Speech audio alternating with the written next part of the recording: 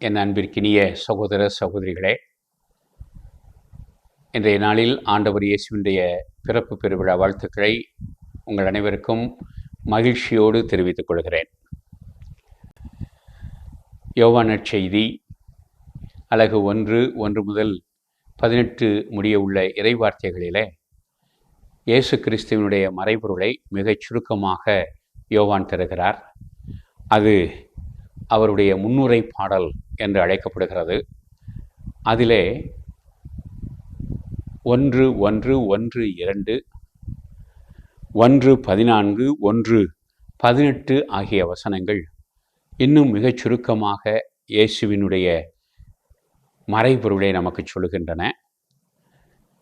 1:1 தொடக்கத்தில் வாக்கு இருந்தது, அவ்வாக்கு கடவுளோடு இருந்தது, அவ்வாக்கு கடவுளாயும் இருந்தது.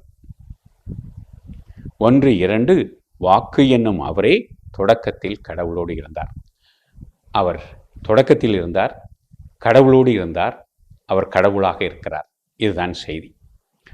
அவர் நம்மிடையே பிறக்கிறார் என்பதனை 1:14 சொல்கிறது.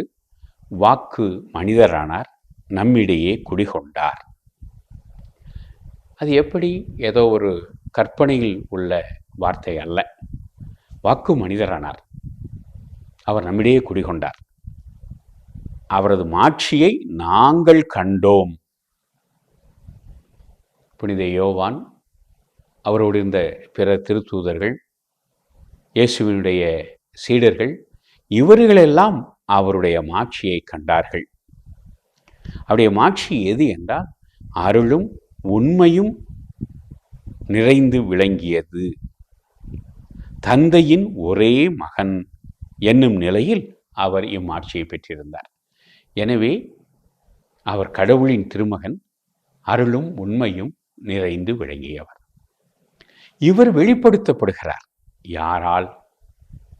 ஆண்டவர் இயேசு தந்தையாம் இறைவனை வெளிப்படுத்துகிறார். அதனைத்தான் 1:18 சொல்கிறது. கடவுளை யாரும் என்றுமே கண்டதில்லை, தந்தையின் நெஞ்சத்திற்கு நெருக்கமானவரும் கடவுள் தன்மை கொண்டவருமான ஒரே மகனே அவரை வெளிப்படுத்தியுள்ளார் என்று சொல்கிறார். எனவே தந்தையை வேறு யாரும் கண்டதில்லை. தந்தையாம் இறைவனை நமக்கு வெளிப்படுத்தியவர் ஆண்டவர் இயேசு கிறிஸ்து தான். எனவே இத்தகைய கிறிஸ்துவினுடைய பிறப்பை நாம் கொண்டாடுகிறோம். கிறிஸ்து இறைவனின் திருமகன். இதனை இயேசு காவியத்திலே கவிஞர் தச்சனுக்கு பிள்ளை என்றும் தாயொருத்தி கன்னி என்றும் இச்சனங்கள் சொன்னாலும் தெய்வ திருக்குமரா தாளேலோ என்று தாளாட்டு பாடுகிறார். எனவே இந்த இயேசுவினுடைய பிறப்பு உலகிற்கு மீட்பு வழங்கும் பிறப்பு, நம் அனைவரையும் வாழ்விக்கும் பிறப்பு.